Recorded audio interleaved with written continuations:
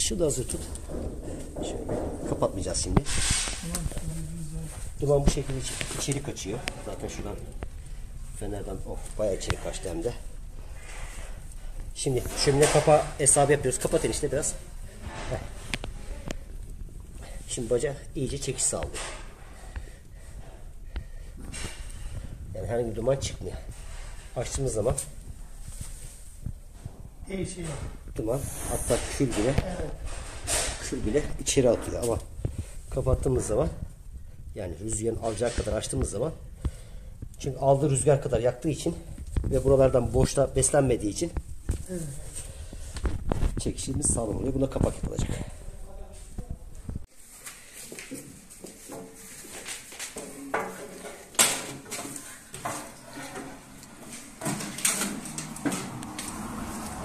Kapatabilirsin.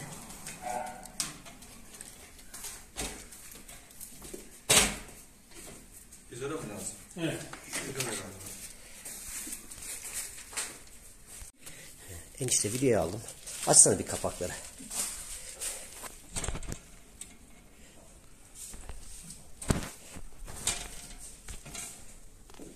Ötekini de aç. Tamam.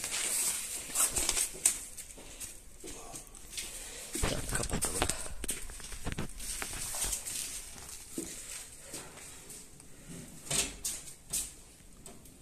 Önce sol taraf.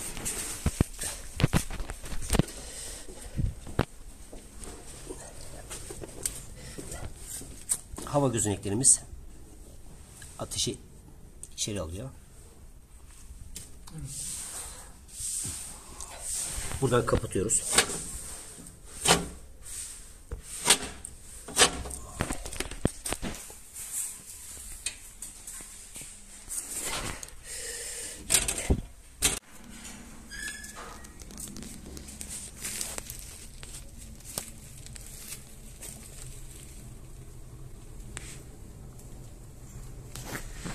İçeri duman atıp atmadığı en güzel ışıkta belli olur.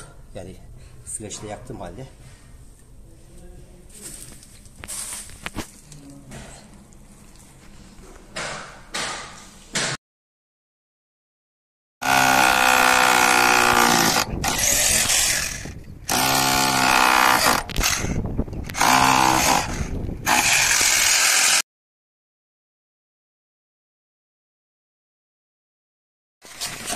Bu şekilde işi teslim ediyorum.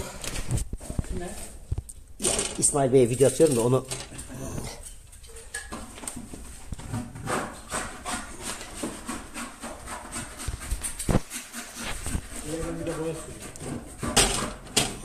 odunu yaktığınızda hani kapağı açarken biraz sakin, hani vakumlatmadan yavaşça açarsanız, hani çok da yavaş değil, hani birdenbire açıp vakumlatırsanız içerisine duman attırabilirsiniz. Odunları da mümkün mertebe biraz daha dip tarafta. Küllüğümüz çalışıyor. Alttan da hava alacağı için.